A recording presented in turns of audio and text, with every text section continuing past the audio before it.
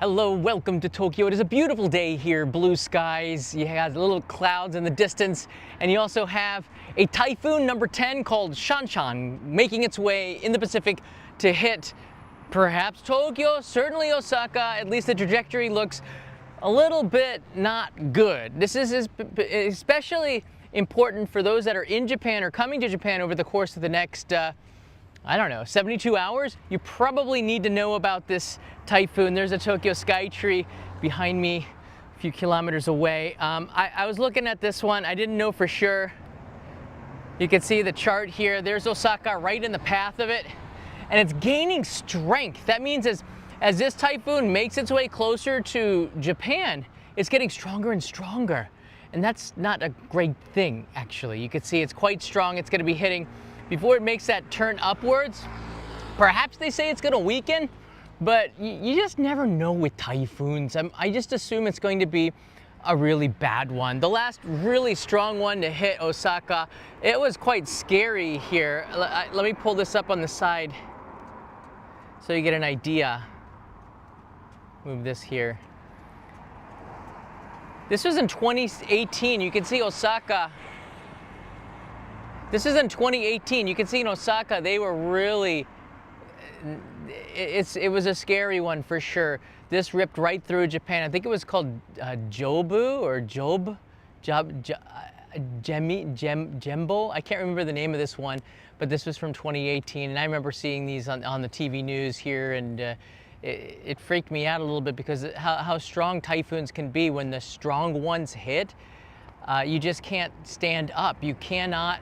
And being out on the streets, why is that dangerous? You're gonna see things are just like flying everywhere. You got freaking cars. Looks like a scene from Twister, right? And it's anything different than a hurricane, but Japan in particular, between Tokyo and Osaka, is very industrialized. Things are flying in the air. You've got, signs, pieces of metal, trees, things that, can fly and hit you in the head.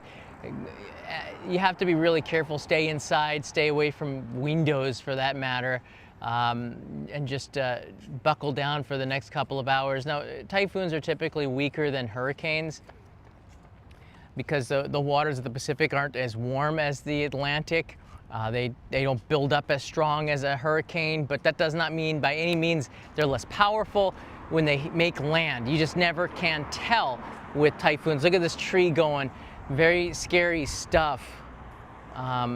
So it's something we certainly have to take seriously. The news here is reporting on this. It started a few days ago, and you can see strong typhoon may approach on August 27th. They're saying transportation disruptions likely. So if you're thinking about taking the Shinkansen, you might not be able to just because of the cancellation. Strong typhoon is forecast to approach western and eastern Japan from Tuesday through Wednesday. So usually when a typhoon comes, there's about a 24-hour period.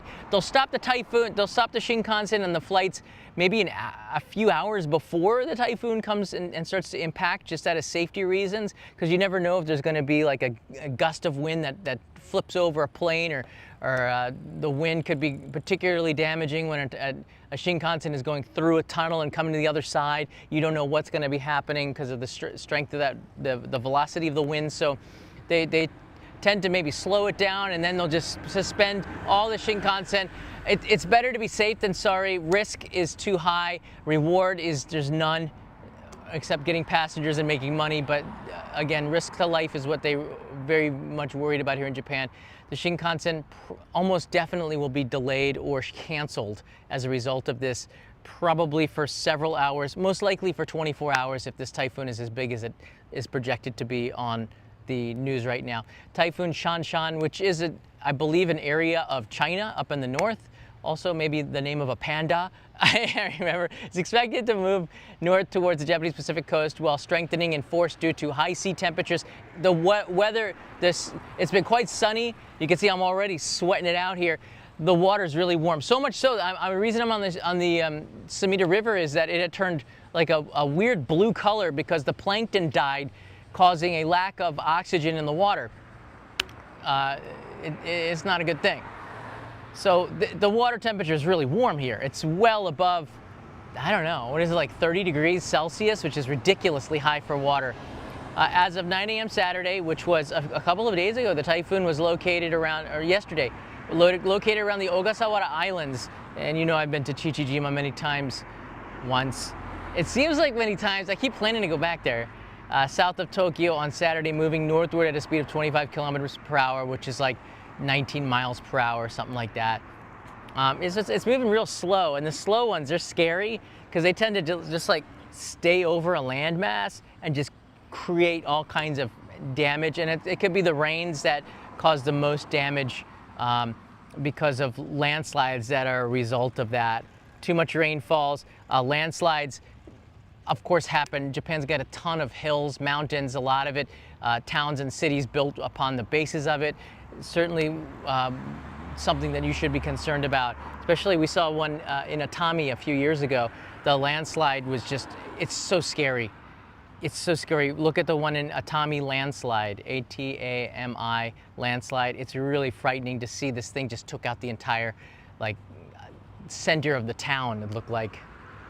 And there's nothing you could do, you just stuck in it. The agency also warned of lightning, gusts, torrential rain over the weekend. Basically, this looks like it's going to be a very powerful one, so that's why I'm bringing you this information. You can see the course of it. Again, it's still a couple of days out, so it's hard to predict the course of it, but it looks like it's going to be hitting, and you know, the Japanese media, as you can see here, is really on top of this, and we're tracking it all the time. You can see we don't just have the typhoon, we have heat wave warnings, heat stroke warnings right now as well, and then this typhoon is expected to hopefully cool things down, but it brings in a bunch of other things that we don't want, like wind, rain, lightning, storms, all this other stuff. But the weather is expected to be pretty good until then, as you can see outside. This is one of my favorite places, the Sumida River. Yeah, it was about 96 hours ago that all the plankton died. I don't know if they're still back, but there was a weird blue color to it. I was away in Kagawa, as you guys know, on the live streams. But now that I'm back, it seems to be back to normal. It's just really hot right now in Tokyo, but you can see from the Skytree, you got a really nice view today. No clouds over there. Probably because of the heat and the humidity, you're not going to be able to see Mount Fuji. I'm pretty sure that you're going to have an obstructed view just because there's so much humidity and steam between you and the mountain that it's pretty much disappears. I remember living on the base of Mount Fuji in a town called Fujinomiya for about 4 months. And I remember, this was in the spring and summer, and I remember waking up and then, like, it's a sunny day. It's like, where the heck's Mount Fuji? I'm only like 10 kilometers away from it, like 6 miles, and yet it's completely vanished because of the humidity. It's reflecting the blue sky from the other side. It was a pretty unique phenomenon. It was like, I'm supposed to have a nice view of Mount Fuji. When am I ever gonna see it? Because in the summer, it's a lot harder than you think. And you know, Mount Fuji in the summer, let me just be honest with you, it's not that spectacular. You really need the snow caps. That's why the best time, and they don't get the snow until December, probably January, you start to really see snow accumulation. So the best time to see Mount Fuji is January, February, and March, because you got that snow cap up there and it looks really pretty, and it's so, I don't know, it's real thick up there. Right now, all the snow is pretty much melted.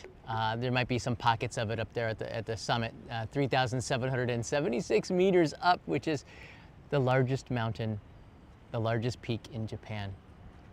All right, guys, that's all the news that I got for you today. It's a short one, but I want you to stay safe. I want you to stay cool out there. Just a couple of days left to get the postcard. I sent out a bunch of them today to new members. I want to say thank you to the 5 new Postcard Club members. I really appreciate it, guys. It's on my Patreon site. I'll put this out from Tokyo right away before the typhoon if you order it right away. But it helps to support the channel. And this month is the Square Watermelons, a story that's coming out on the main channel next week. I'm nearly done with that edit. I'm excited about it. I got a chance to see my friends over there at the Square Watermelon Center of Zensuji in Kagawa just last week. And they're excited about the release of this episode as well. All right, everybody, take care from Tokyo. Stay cool. keep your air conditioning running. And if you're in Japan, brace for impact. There looks like a typhoon that's coming, and it's going to be roaring right through the center of Osaka here. Let me get the image so we can end on this one. Right through the center of Osaka. It's projected. Keep in mind that these typhoons can move. They're alive, they're living. It could go straight on, it could go right, it could go left, but based on history and model projections, which are usually pretty darn accurate, this is the direction. You see on the right side, Tokyo is going to be impacted. I don't know if it's going to impact, it doesn't look like it's going to impact Narita Airport so much, but you just can't tell. They might not just take the risk. Japan is a risk-averse country. If there's a chance, they're probably just going to cancel it. That's the way that Japan goes. If you have any questions, leave them in the comments below, and I'm happy to hear and answer as many of these as you can, because I know that a lot of you are concerned about it as well as me. Mata ne.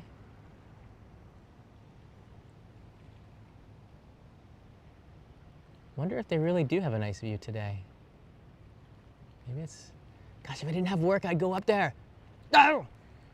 Anyone up there, send me a message. Can you see me?